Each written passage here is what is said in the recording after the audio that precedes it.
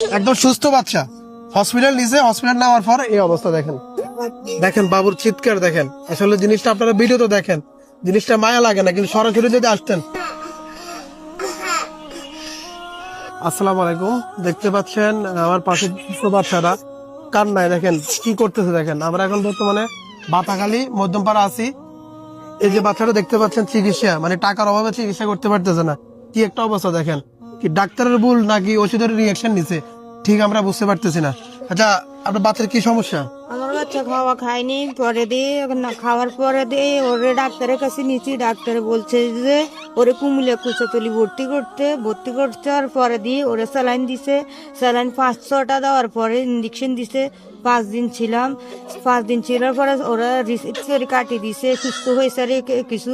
পর বলতেছে বাড়িতে নিয়ে যান। তারপরে বাড়িতে নেওয়ার পরে 2 দিন পরে পেট সব ফুলে গেছে, পেশাবের রাস্তা মানে মাংস ঘিরে গেছে, পেশাবও করতে পারেনি। পরে আমরা জেনারেলে নিচ্ছি, জেনারেলে রাখিনি। পরে আমরা মেডিকেল নিছি, তারপরেও আগে তো বাবু সুস্থ ছিল। হ্যাঁ, এখন আজকে কতদিন যাবত এই অবস্থা? আজকে 10-12 দিনই এই অবস্থা। 10-12 দিন এই অবস্থা। ডাক্তারের শেষ কি বলছে আপনারা? ডাক্তার স্যার বলছে ওর কোনো চিকিৎসা নাই, ওরে আপনারা আবার কুমিল্লা কুচে তুলে নিয়ে টাকার কারণে চিকিৎসা করতে পারতেছেন না। বাবুটা সোজা করেন, ব্যথা পাইতেছে তো।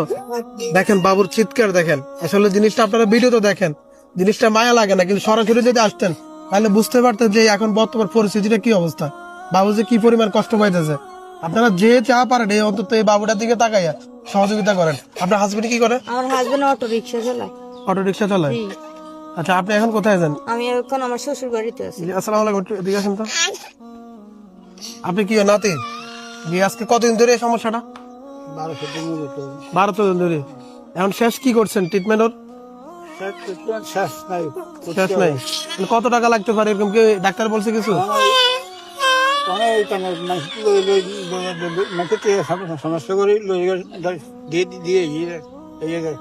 বলছে এখন গ্রামবাসী কি সহযোগিতা করছে আপনাদেরকে? সবাই আত্মীয় স্বজন করছে। এখন আর কোনো আসার মতো কোনো ইয়ে নাই। আপনারা 10 টাকা 20 টাকা 50 টাকা যে যা পারেন ভিডিওটা শেয়ার করেন, আর যা পারেন সহযোগিতা করেন। আপনাদের বিকাশ নগদ নাম্বার আছে? নাম্বারটা একটু বলেন তো।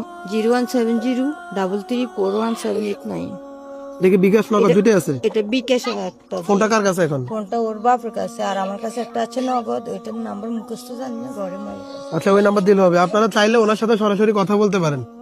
আপনারা যে যা পারেন 10 টাকা 20 টাকা 50 টাকা যার যতটুকু তো ঠিক আছে, আপনারা ততটুকু দিয়ে সহযোগিতা করেন।